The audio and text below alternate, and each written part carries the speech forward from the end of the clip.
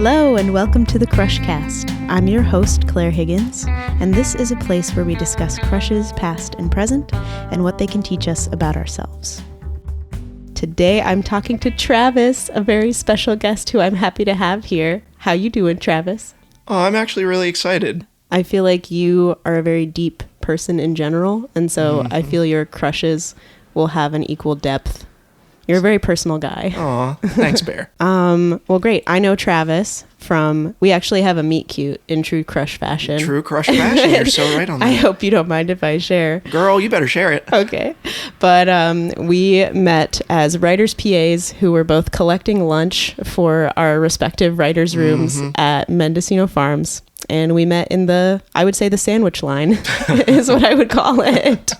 Something like that. Yeah. And we've been friends ever since. And you were much happier when you met me, and I was far more miserable. Oh, yes, You at the time. You had an equivalent of maybe 7 or 8 lunches. I had about 20. I had my short lunch list with me, and I saw your lunch list, which was abominable. It was its own tome in a way. Yeah, for sure. You had to get salads and sandwiches for probably 20 people. I think that was it. Minimum. Had to have been minimum. And I thought my job was hard, and it wasn't compared to yours. You were so happy, and I had lost my soul after week 8. I also remember I had on my cat shirt that was a cat as Princess Leia, and that's how you knew to trust me. Yes, you were a safe space once I saw the sweater. You knew I was normal. Yeah. Oh, good. Well, Travis, I would love to know, who was your first crush? You know what's funny is I had to think about this for a pretty long time, and it made me realize, after listening to a few of the other episodes, I was really thinking about, I don't think I had a definitive one until about 5th grade. Oh, wow. Which my first crush was also my first kiss. Oh, my gosh. I know. Wow. Can you believe? And late bloomer, but early kisser. Yeah, it was shocking. There was a lot of making out in 5th grade. It was really intimidating. Dude, okay. Wait, and you grew up in Pennsylvania on both sides of the state. Western Pennsylvania first, and then it was Eastern Pennsylvania. Yeah, okay. Where everyone makes out. Where everyone makes out. We're all just a bunch of rebel East Coasters. Yeah. That's fact. Okay, but I would love to know who this person was, and if you want to fake name it up, feel free. Well, I learned this person's a terrible person now, so I'm happy to just give the name. Just out without them. Last names. Yeah, yeah. So Antoinette, a.k.a. Tony, because you were a tomboy. And that was super appealing to me. Nice. #SheGo. #GothGirls. Goth girl. She was kind of goth, kind of. She had She had a red bulldog hoodie all the time. It was like a little bulldog with a spike chain around it and everything. And I was like, ooh, she's scary. Was she a tough girl? Yeah, she was tough. She didn't play. Was this Paramore era yet? I feel like that might have been later. Too early for me. Yeah. Yeah. Okay, 5th grade. Antoinette, Tony. Tony was kind of a rebel in a lot of ways, and I was a goody two-shoes, and I was like, you are the opposite of me, therefore there is appeal here. Cannot make it any more obvious. No, it was aggressively obvious. I was like, she's tall, she's mean, she could definitely beat all the boys up. I was into it. Yeah. Love that. Yeah. Okay. And how did you approach? Was there any approach? So we were actually neighbors. So there was an alleyway that divided us, and I know. What happened in that alleyway? It was very, very Romeo and Juliet in the most 5th grade way. We very much were just always hanging out, always on our bikes, and would go around the neighborhood doing whatever, as latchkey kids would. It was very Hey Arnold-esque. Oh. And there was just a day, it was a summer night, and this is not hyperbole, by the way. Whoa. This is not hyperbole. Yeah. She was wrestling me. Like straight out of Lion King. From what you've said, she sounds like she would wrestle. Yeah, she was wrestling. She was like legit. Yeah. And inside, outside? It was outside. Outside. We were just wrestling. Outside in the grass. Okay. And inside, outside. And she was mimicking Lion King, like the Pinja thing. Like Pinja. Oh, yeah. And so she pinned me. And I was looking at her, and she was looking at me, and then she like laid one on me. Yeah. And I was like, oh my God. Okay, Tony. Shout out Tony, who's definitely not cool anymore. What a shame that is. That's too bad. But she was great then, and I was like, whoa, I can't believe I'm kissable. That was the craziest thing ever. You were 10, How was the 10-year-old kiss in your 10-year-old mind? It was like I fell into a galaxy. It was like a weird dream.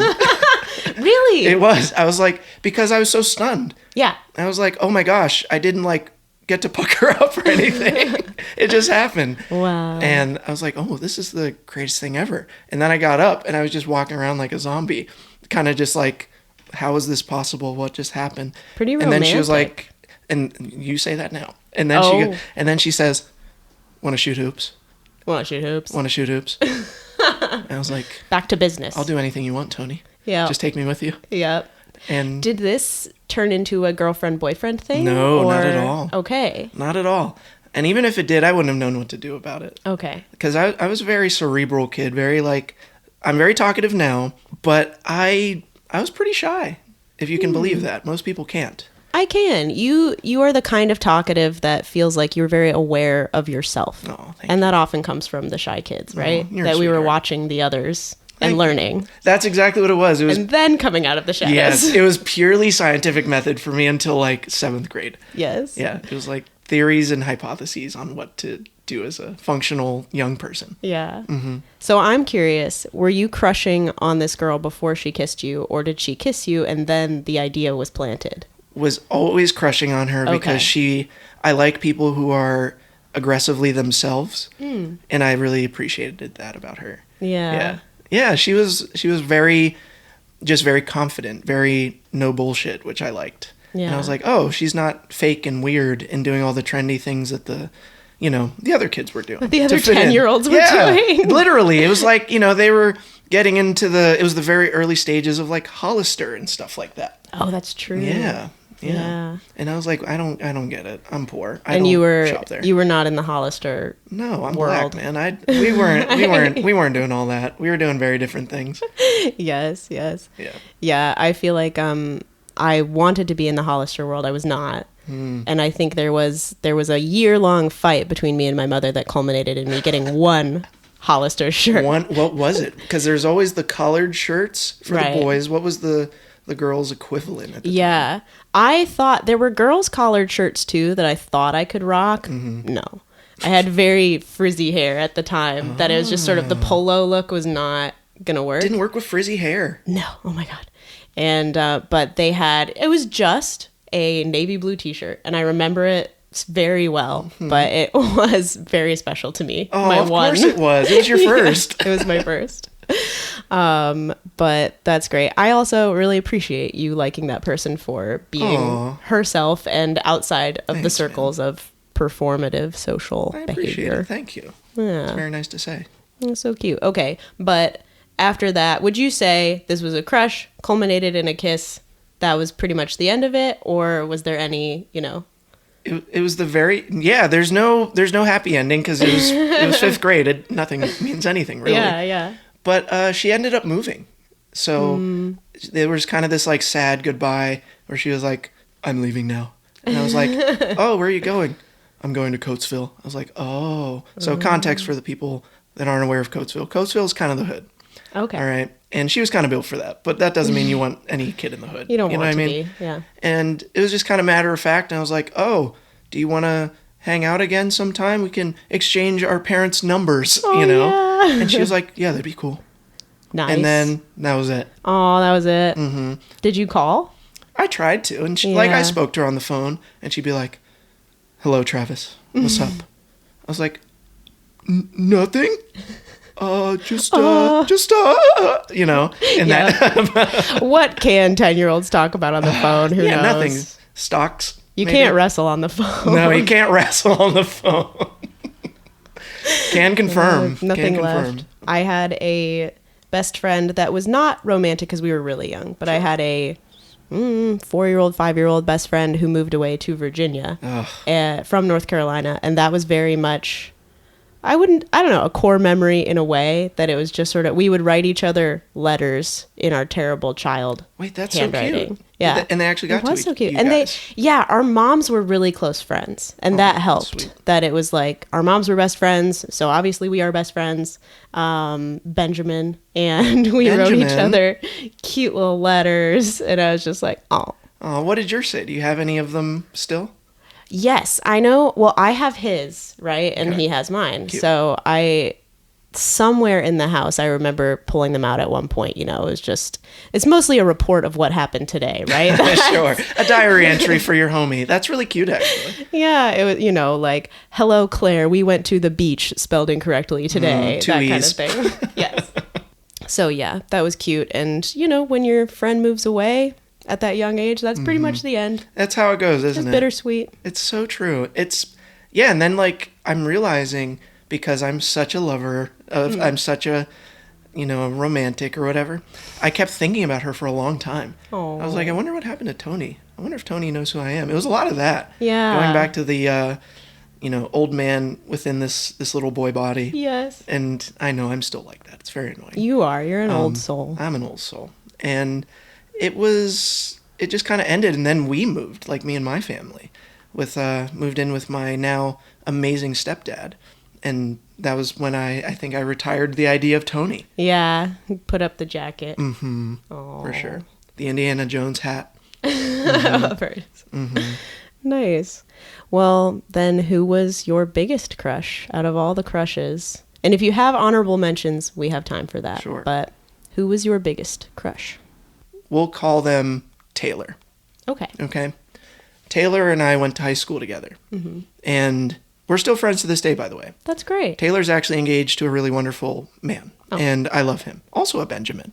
So shout out Benjamin. Oh my gosh. Full name Benjamin or Ben? Full name Benjamin. Love that. But he's a paleontologist, and he's literally so cool, and he's so tall, and he's so hot, and I love him, and I love her. Great. Okay? So there's only love here. Yeah. But I was way too infatuated with Taylor. In a very unfair way to her, where I was like, this has to be my dream person. Has to be. Because she's perfect. She's everything I like, right? And that's not fair. It's kind of weird. And that was something I learned when I actually said, I have liked you for a really long time. Sure. And even though we can't probably be together, I just had to tell you because it's been on my mind for a long time. And Taylor was so kind. And this is one of the reasons why I liked her too. And she was like, you're such an angel. But we're in different states, and I just want to stay your friend, and said it in the most sincere way ever. Yeah. And then I was like, oh, that's so fair. That's so fair, Taylor. And I know I'm not just saying it because you're my friend, but I genuinely think it takes a special kind of person to hear, hey, I just want to be your friend, and to actually be a good friend. Oh, thanks. After that. And I feel like you have had that capacity forever, and I really respect that. You're the best. Love you, dude. Love you too. Yeah. But let me get some context on this, Taylor. So when in high school was this crush? Was it all of high school? Sure. And kind of what drew you to this person? It's a good question. So actually high school is a good transition period because I had actually two crushes, and they were one after the other. So Taylor's actually after another one. And I'm going to talk about this person with her real name because everyone knows who she is in my world, and her name's Holly. And we went to all the dances together. She was a year older than me, just like Taylor, because your boy likes older women. And yeah, so Holly, we went to all the dances together. I was a senior in high school. She was a freshman at Penn State. Gotcha. And I said, Holly, do you want to go to prom with me? And she was like, yes. And so we went together, and it was really nice. And were you guys dating, or this was a friend or something in the middle? This was like my best friend. Great. We hung out, did everything together. She was at my mom's wedding. Oh. Yeah, she was at my mom's wedding. She was one of the 3 friends I could bring. Yeah. So that says a lot about Holly.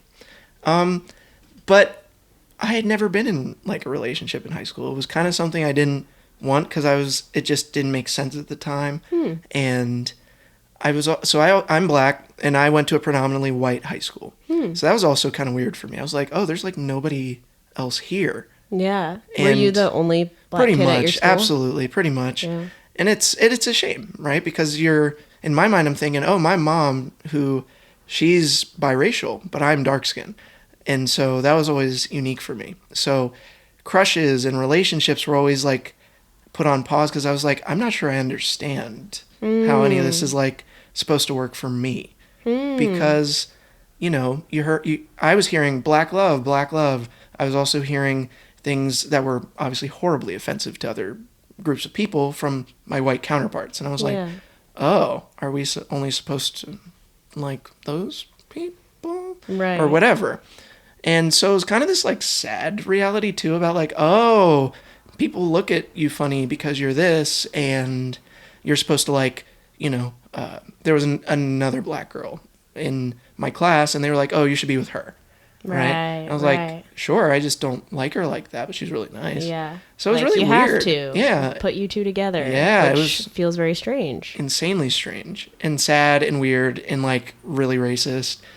But also like there's beauty in loving people who look like you. So then it's like that weird conundrum, right? Well, yeah, like if you date a white person, that has its own connotations that it's like not fair to put on you. Yeah, they think like, oh, he's the black guy who likes white women. It's like, no, I don't fetishize anyone. Yeah. That's weird and wrong, So yeah, it was really weird in high school. But the reason I liked Holly and Taylor were because they never said anything weird. They never like touched my hair without my consent. They never fetishized me. They were just kind. The low bar. The lowest freaking bar. They treated you like a person. They treated me like a person, and they were just God. authentic to themselves. Yeah. And it was the shades of Tony that I saw in them. No, yeah, but Holly was the best. She was really weird like me, and her family definitely wanted me to date her, and it just didn't work out. And sure. It was one of those things. It was like, I think I'm supposed to do this, but I don't know how to do it correctly. Yeah. When you like people like that, you're like, oh, I must try really hard because I watched Hitch. It's like I actually did not watch Hitch. I don't know. Oh, see, Hitch is actually kind of good. It's kind of good, but also don't pretend to be something you're not, which is the theme of the movie anyway. Spoiler alert. Got it. But it was about helping men who weren't confident be confident by showing respect to their crushes. So I always found that really interesting. And Hitch was black. It was Will Smith, right? So I'm like, oh, that's nice. And one of the things he says in the intro that I really like is listen to what they are saying and respond. And I'm like, hell yeah, Hitch. So I just kind of went from there. It was like, okay, that's a good lesson, I think. Your origin story of respecting women.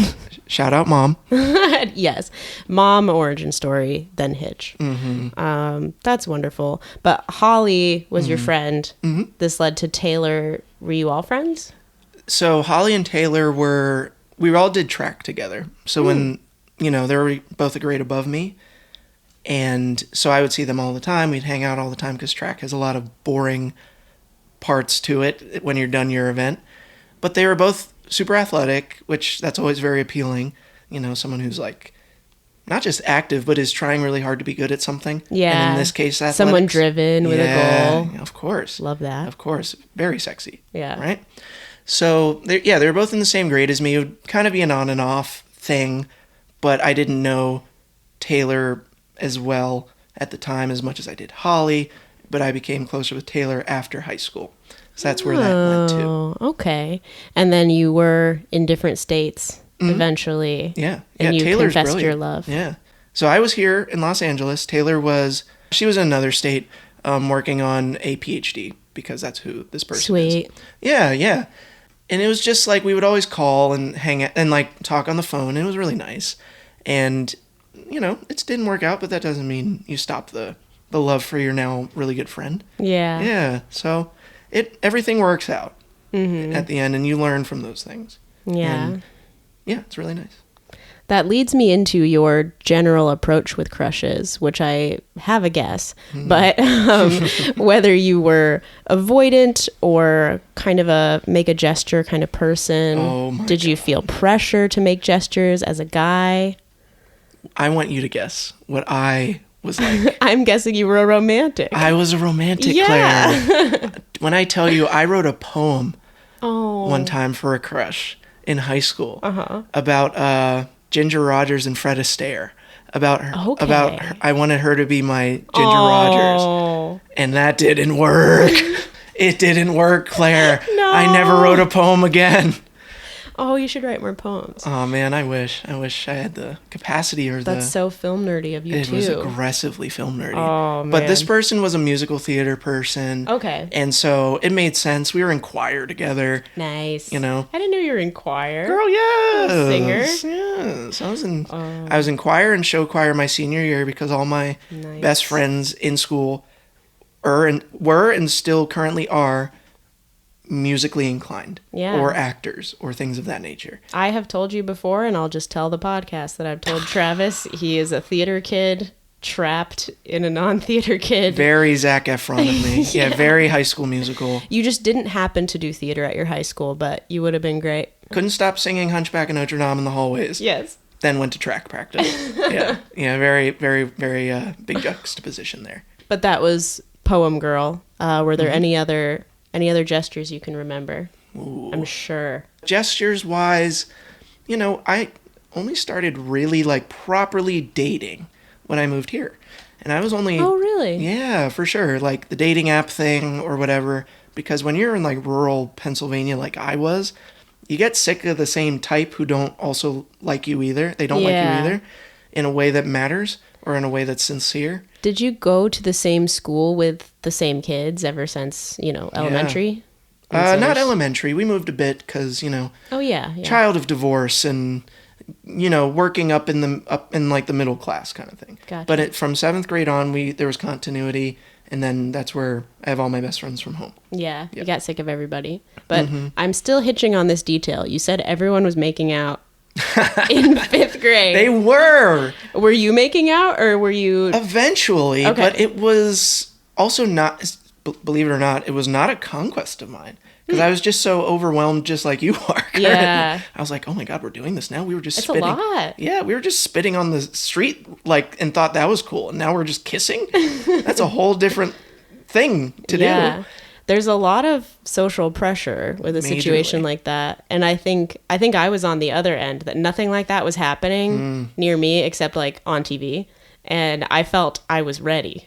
And I thought, this is happening on TV. Why? Where is it? Where is it? So when you were in Michigan, right? I have to assume it's the beautiful Midwest. It's way more relaxed. And you're in, I assume, a pretty nice area. You're in a very decent neighborhood, college right? Town. College town, right? Quite nice, yeah. So when I was in 5th grade and 6th grade, it's a nice county, right? It was a nice town. We weren't in a impoverished place, but it was also such a amalgamation of different class groups in our town. So everyone was kind of rebellious because there was just so many different people. So you did what, the rich kids did, you did what the poor kids did, you did what the middle class kids did. And it was all kind of the same after a while because it didn't matter. So it's oh, I guess we're all kissing now. Cool. And there was a neighbor girl who I don't even remember her name, so it didn't matter that much, I guess. But I was oh, she lives in a nice house with a fence, Fence. And I was oh, I wonder if she's kissing right now. I wonder if she's available to kiss. I wonder if she's available to kiss. Would she? Do you think she'd? Yeah, she's friends with Eddie. He looks like me. So score. Which is so sad. The more I say it, I'm the fact I had to even think about what I looked like all the time. Yeah, that it affected everything. Certainly in the crush-o-sphere and in the dating sphere. Who you felt you could date or could be interested in. And that's why moving to LA was so nice because I got to, there was kind of there was no hesitation and no flinching of this is it, the diversity. And that's one of the special places about here is not just diversity ethnically, but just what you believe in, what you don't believe in, or how you walk about life. So that was really, really wonderful and endearing and cool to learn about. Do you have any other honorable mentions that we need to talk about? I would say an honorable mention. Actually, I went to college for a whopping 1 year. This is something you guys can learn about. Yes. I went to a school I had never even heard of back in Pennsylvania. And there was this really lovely young woman in my kinesiology classes, Tabby. And she was first off, just beautiful, beautiful person inside and out. Very shy, and I was now extroverted. So just wonderful person, was a commuter. So I was oh, I don't get to see you on campus all the time. So that was weirdly captivating for me because I was like, oh, this person. She was in limited supply. There and then gone. Just there and gone. And I was like, but what about supply and demand? Yes, I have the demand. Basic economics, guys. So I really liked her. And actually, there were a few college, right? There were a few. College. There were some crushes. There were some crushes there. Yes. And they were all. That was actually my first time where I got to see real diversity in a non-weird way. Like, it's like, oh, this person's Puerto Rican, this person's black like me, or you name it. And that was really fulfilling for my soul too. I was like, oh, this is what I've been missing. Yeah. And that was really nice to experience. But I would say, can't imagine that comfort. Oh, it is. You really can't experience it unless you are in that diaspora. But I know many people can empathize, but it is way more insane than even I can quantify sometimes. But at the end of the day, I wouldn't change a thing either. Like, there's nothing better than being who I am. So yeah, you still love your Pennsylvania. You talk about it a lot. Oh yeah, it's literally tattooed on my arm. So big fan. Yeah. Okay, so that was a big crush, and any action there, or was that a yearning? Do you know what it was? Is we were both 2 leaves in the wind. We were both literally going to drop out from Newman, and we did, which Newman's the school that I went to, and we were both like, oh, this place is terrible. Yeah. And she went to another school, and I was like, okay, well, I guess this is over. That's done. But we stayed in contact for a bit, and there was almost a moment, but it was like, again, 2 leaves in the wind blowing in different directions, so it just never happened. Yeah. But that was okay. Well, I would love to know about your celebrity crushes. Oh my God. At this point. Oh my God. We've talked about real people. They're fine. But anytime from an early age, even now, I would love to know who's on your list. Janet Jackson. Halle Berry. First 2 celebrity crushes. Oh my gosh. Troy talks about Halle Berry in the Flintstones. Was that underrated? Was that a moment? Underrated take, actually. Not for me. Not for me. She has many moments. That's just one of them. So many. I just thought that was such a specific moment in time. So really Halle Berry for you. What's the best Halle Berry? Movies, characters. This is kind of mean, but I love you, Halle Berry. She's, I think, in more movies I don't love, but I appreciate her in, right? And I think that is what I find so interesting about her career. I think that's a high compliment because especially as an actor, you can't control that. And so you got to just bring your own light to the project, which she does. Absolutely. And where's your John Wick spinoff? Where did that go? Where'd it go? But so Halle Berry was literally like my love. She was my first iTunes password. It was just Halle Berry. It was just Halle Berry. It was Halle Berry 5, I think, actually. Hack into Travis's iTunes right now. Take it, I don't give a damn. But it was Halle Berry 5 for my... Okay, 5. For my iPod Nano. It was blue. Oh. And... Love the iPod Nano. And I just loved her. I was like, oh, you're Storm. I don't really care for you in this role, but you are wonderful at the same time. Or, when I was like a teenager, she was like in Swordfish, which if you know, you know. I don't know, but okay, she shows some her people boobs. know. Oh, okay. Yeah. She got paid, I think, like $500,000 per breast. Jeez. So make your money, girl. Very specific. Yeah, I mean, hey, we could get a house with that. Sure could. Even here, you could get 2 in Pennsylvania. Yeah, you could get 5 houses in Nebraska. For 2 boobs. For 2 boobs. That's One great. Can dream. I mean, she's amazing, obviously. So was Storm like a pivotal role of her story? I don't think so. No. And her accent goes away more and more. How am I dissing her all of a sudden? You're just talking about the sucky movie she's in. Yeah, I don't know. Anything in particular? Was she? Boomerang, actually. Boomerang, if you don't know, is very much like a quote-unquote black film that you would see on BET in all the best ways. But it is a classic. It's like a classic black rom-com film. And that's like one of her first major film roles. And she's so cute. And she has that like 90s, that late 80s, 90s short haircut that a lot of black women had. And it was just so cute and so beautiful. And also she just has, you all know Halle Berry's face. She's got a beautiful face. Gorgeous. Beautiful everything. Yeah. She's got a nice voice. She has everything. Beautiful. Beautiful. And Janet Jackson. What was the origin of this crush? Okay. Close your ears, Mom. This is your fault, actually.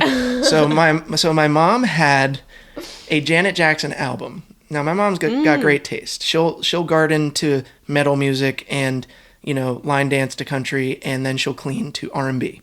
Oh. She's the best. And she had a Janet Jackson album and I forget what the album even is, but Janet is in a American flag bikini, showing off those incredibly hard-earned abs. Right. And she's literally sparkling as well, and I'm just like, oh my God. This person is superhuman. Yeah, I think I like women, Yes. And a story I don't know if I've told you or not, but, I'm a boring heterosexual guy, but my mom thought that I was gay for a long time. Oh, did she? She did, and she was very supportive, so shout out Mom again. Because when we were in grocery store lines, there were always the magazines of all the it girls on, like, People and whatever magazines, or Maxim or something. Mm-hmm. And I didn't want her to know I liked girls yet, so I was always turning the magazines around in the line. So she was like, oh, what are you doing? I'm like, I shouldn't look at that. And she was like, oh, why? You were so pure. Annoyingly so. Yeah. Because my mom then was like, so I'm going to make you wear this shirt. And it was just like, people ignorantly would call it like a more flamboyant shirt or something. Okay. In the early 2000s, right? Yeah. And I was always like, why do you keep getting me these kind of shirts? And getting you flamboyant clothing. She was like, that was her way of supporting me at the time. That she was like, if you need to tell me anything. Yeah, literally, I got you this shirt from Abercrombie, and it's like, I don't wear that. See, you got Abercrombie without even asking. Go figure. Hey. She just had to think I was gay, which I'm like, anyone can wear Abercrombie. She was like, this is important. Right. That's great. So your response to I don't want my mom to know I like girls yet was I'm gonna hide the girls. Yeah, exactly. Censor myself. I wish they would put on clothes, Mom. Right. I wish. Yeah, little Mormon kid deep down. Oh, that's great. So you did not have to come out as straight to your mother, but it sounds like maybe a little bit. You had to reveal the truth. I did, and shout out Holly for that. It took me till I was like 15, and she was like, "Oh, you're hanging out with this girl a lot, this Holly girl." I'm like, "Yeah, she's really cool. Yeah, she's really, really cool." And she went, "Oh my gosh." She was like, "Do you like her?" I was like, "Yeah, I guess so." and she was like, wait, no way. Do you want her over or something? I'm like, Mom, don't be weird. God. That's the classic mom move. I feel like every mom wants their son to have a girl over to the house and eat dinner. Mm-hmm. And I mean, stereotypical, but many a dad does not want his daughter to look at any man. Any man, I know. That's not allowed. I know. Crazy, isn't it? Yeah. But yeah, my mom was like, oh my gosh, how's Holly doing? It was all that. She got excited. It was really sweet. Yeah, it was a really sweet time.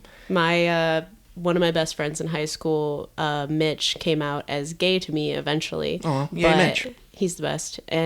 But for a time, I had kind of a little crush on him, but mostly we were just friends. Sure. But we hung out all the time. So my mom was very much like, so Mitch. She was such a fan. Aww. And it was just because he was great and we were the best of friends. Go figure. You just have to be great. The parents will like want you. Want us happy. Literally. Yeah.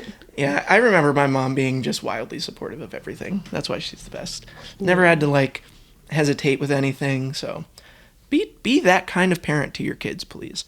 So we've got our Halle Berry. Mm-hmm. We've got our Janet Jackson. Mm-hmm. Any other big names? Current big names. You'll see from the Janet Jackson pipeline that I just like R&B girlies. Give me. Shut up, Travis. Tiana Taylor, I think, is absolutely gorgeous. Okay. She's so fine. Yeah. She's so fine. I admit I don't know who that is. She's in the new P.T. Anderson movie with Leonardo DiCaprio. Yeah. Yes. Yeah, she's really attractive. Yeah. Just aggressively so. And emphasis on the aggressive.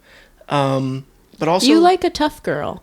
Who doesn't? Oh my... Yes. You specifically, though. I love that. I feel like your types across the board have been either a physically strong woman or a determined woman or both. A healthy combination of both, usually. Absolutely. Combination. A little tomboy in there. Absolutely. A little bit of abs. Yeah, and what's funny is I'll never forget. I had a queer friend in college, and she kind of made the same observation. Yeah.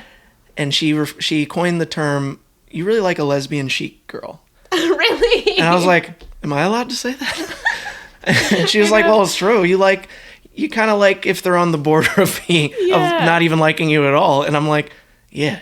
Yes. Yeah, something like that. Don't like me back. Don't like me back. How dare you? I need you focused on something else. I need you to work on your career, girl. Yes. Your career. And I need you to be focusing on yourself. Really into that. I feel like I agree. I want someone, in a way, I want someone who's so focused on something else that they're not focused on me, so I can look at them. Yes. And I can observe and see whether they are and you worthy. Have that. Yes. Yes, I do. And he's so hot. He's so hot. He's so driven. Hot. He's just there on his Cintiq drawing stuff. But also, he's kind. Yes. And he's supportive of you. He's everything that I, your best friend, want for you.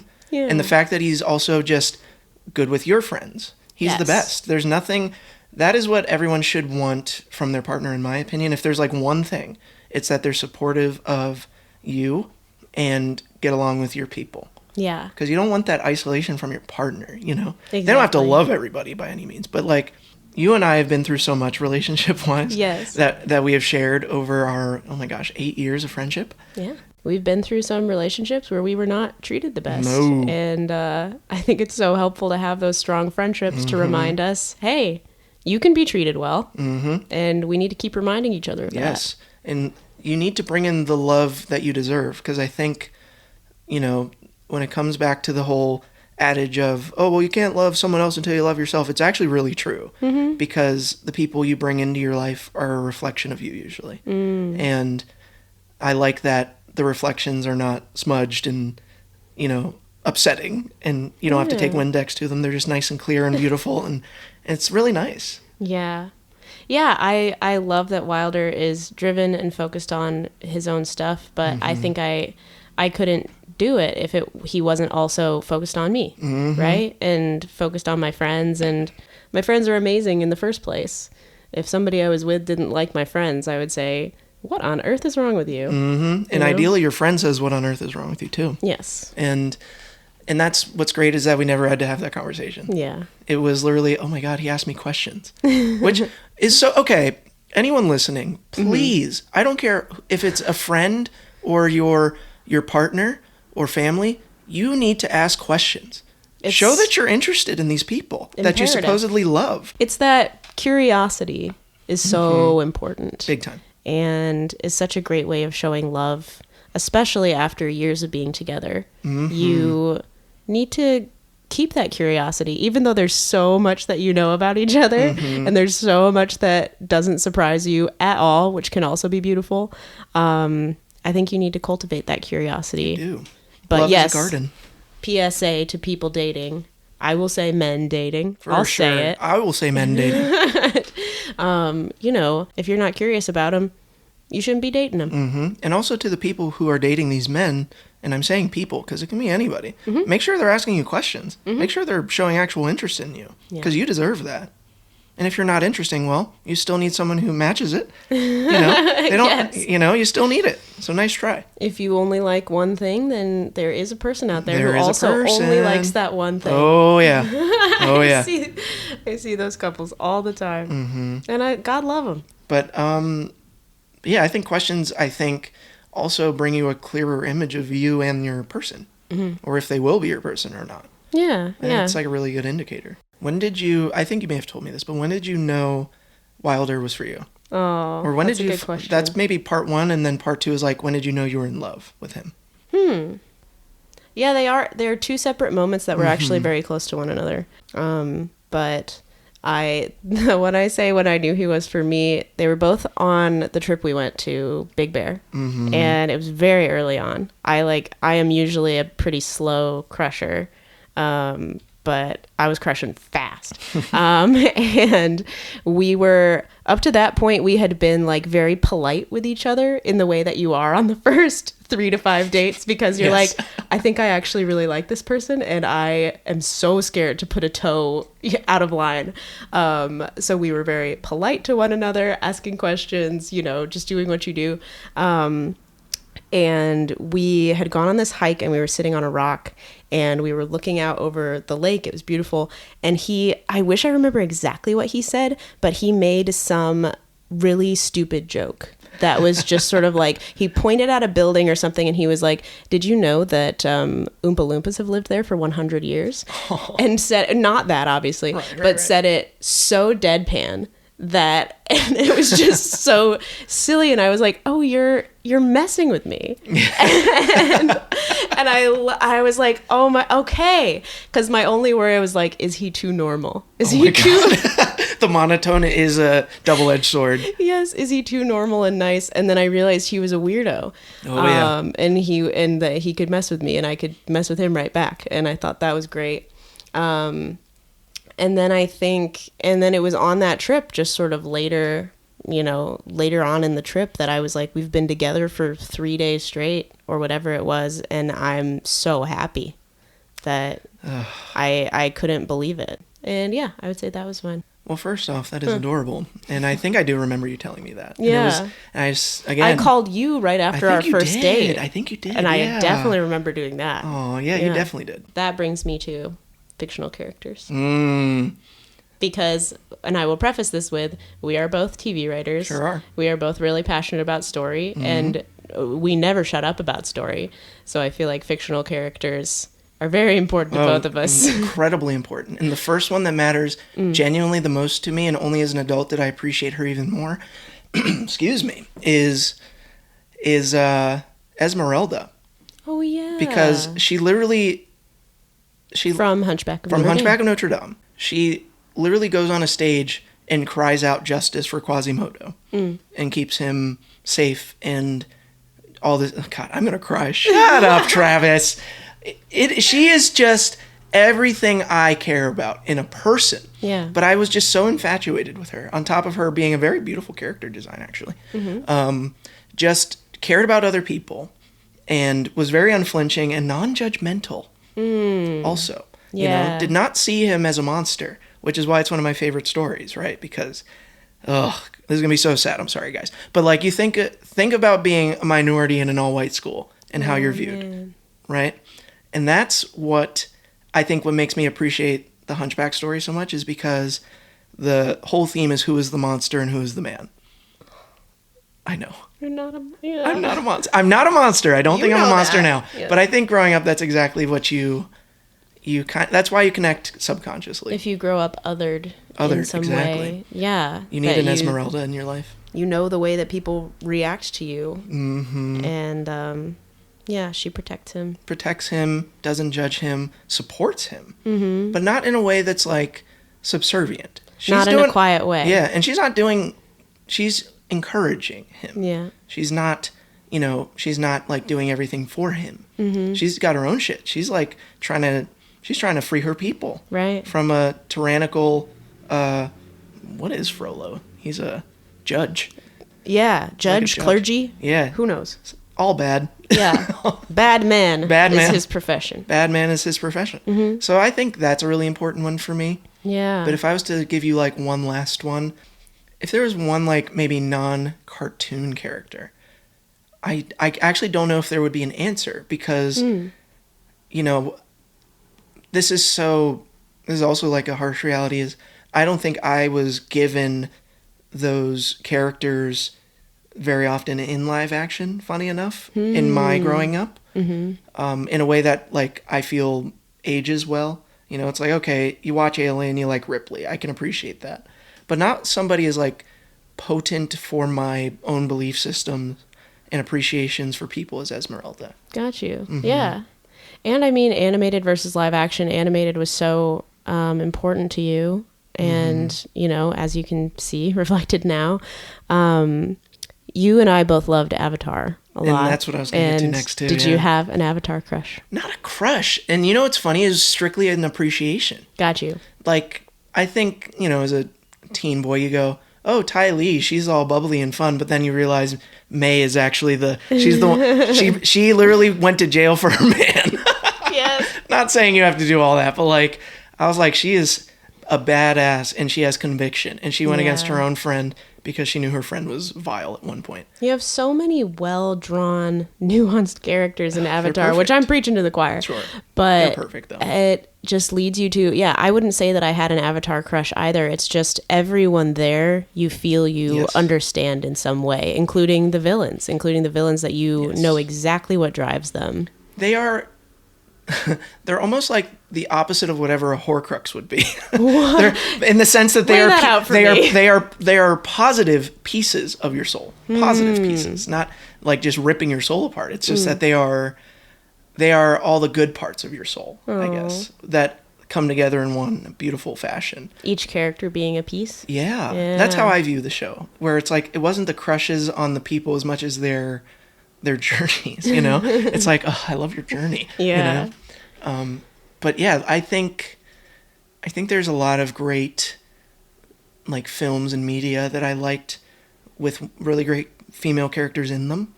But I don't know if they were crushes. They were just different. Just an admiration? In the best ways, right? As they weren't just sexual objects. Like, I didn't crush on like, oh, they're like so this. Yeah. You know?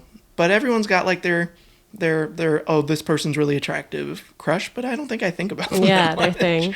Yeah. Do you feel like you have, I mean, I guess in adult life we crush less, right? But throughout your life, do you feel like you have celebrity crushes pretty often, or crushes on characters pretty often? Oh, that's a good question. Or would you say that you feel a distance there?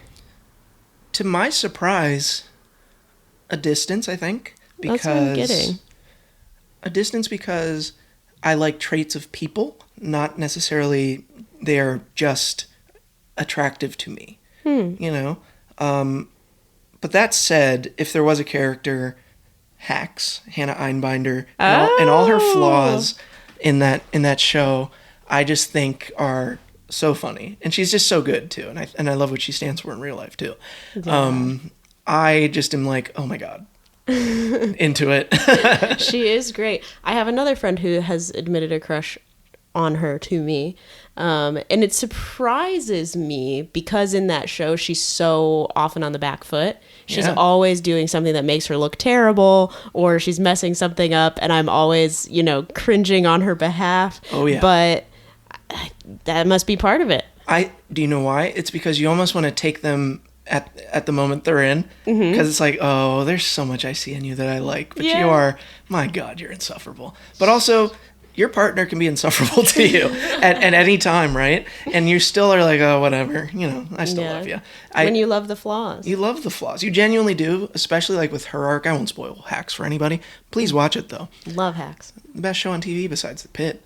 But I like her because she cares about her craft in a way that like actually makes her difficult, and not in the traditional sense of the misogynistic sense, but the sense of, she is difficult from a societal perspective because, you want women to, even today, it's like you still want women to be in one place, but I like that she's like, nah, fuck that. I'm going to hook up with whoever I want, and I'm going to work on my shit. I think that is so appealing, even with her flaws, because at her core, she cares. Yeah. She just hasn't channeled it in a way that maybe is the most healthy. No, that's so interesting. She is not the typical, in the workplace, she's a difficult woman. It's not like that. Not she's at all. Great in the workplace. She is. Right? But then, at the expense of her personal life, she pursues her dream. And at the expense sometimes of developing a good personality, which is, she's a great character because you love her and you hate her. Yes. And I can't believe you did that, but I completely understand why you did that other thing. Complexity is delectable. Yep.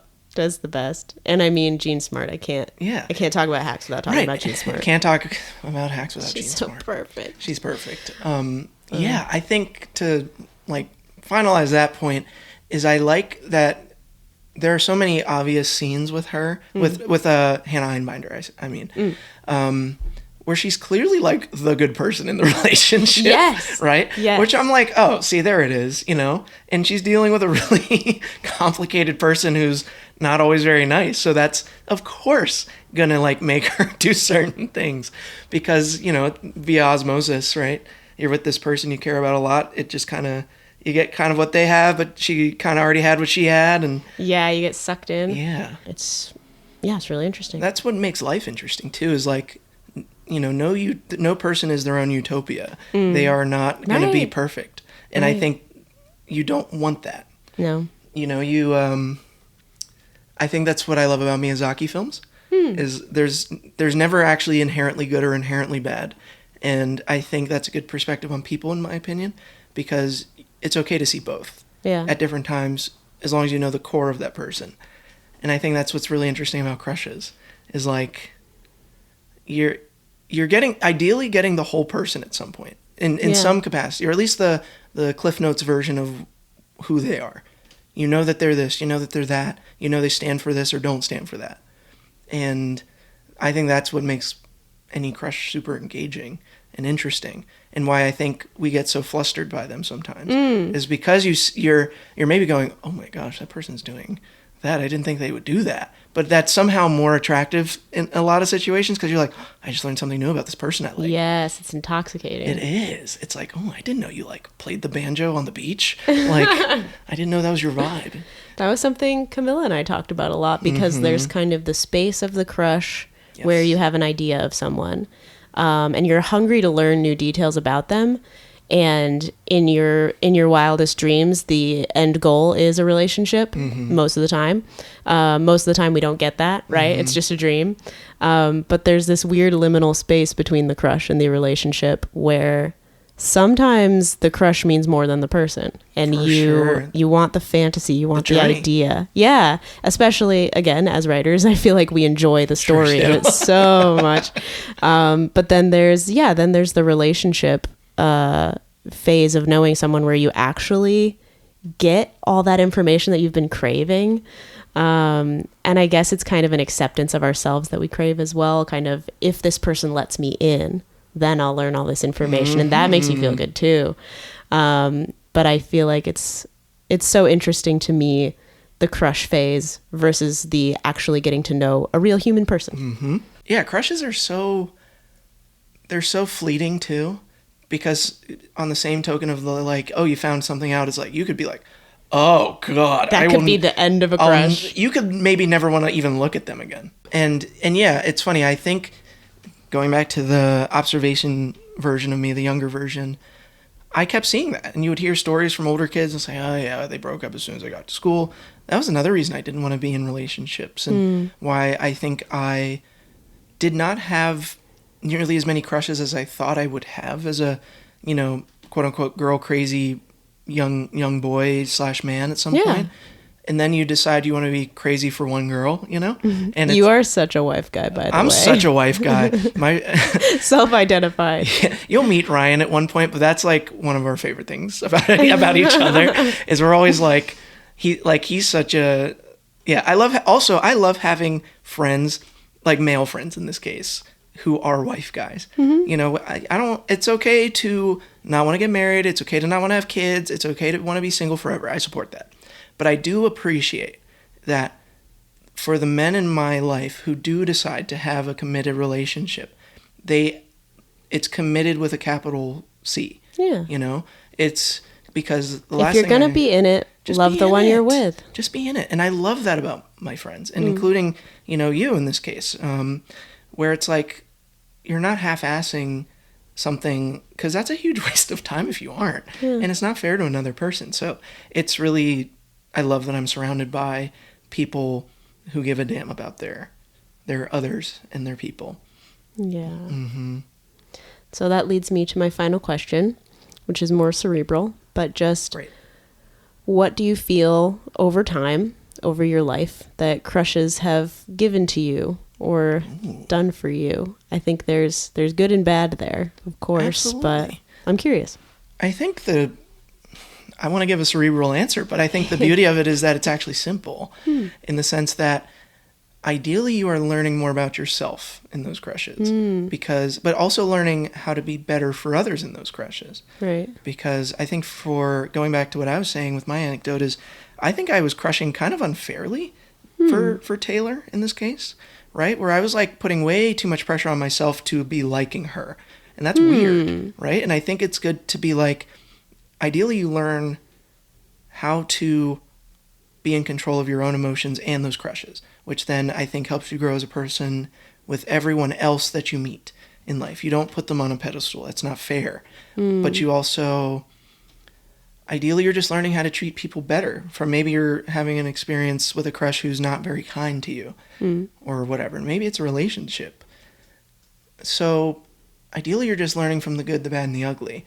And I think the most important one for me is like, ideally, you find what you won't compromise with. Because sometimes you like someone so much you maybe go against what you believe in. Right. And I was in a relationship like that, and it was terrible. And what's great now is I don't have to compromise myself, and ideally you learn that from the good and the bad crushes. Yeah. Well, thank you so much, Travis, for joining me. Thanks for having me, Bear. I'm so glad to learn about your crushes and honestly to not be surprised by the depth of love that you have had for all the people in your life. So thank you. Thank you, Claire.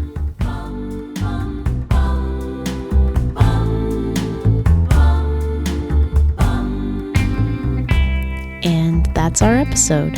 Thank you so much for listening, and thank you to Travis for sharing and being vulnerable. The Crushcast Season 1 will air every Tuesday wherever you get your podcasts. Please subscribe if you'd like to keep up with us so we can keep growing and you can keep on listening. Thank you for lending your ears, and we'll see you next time.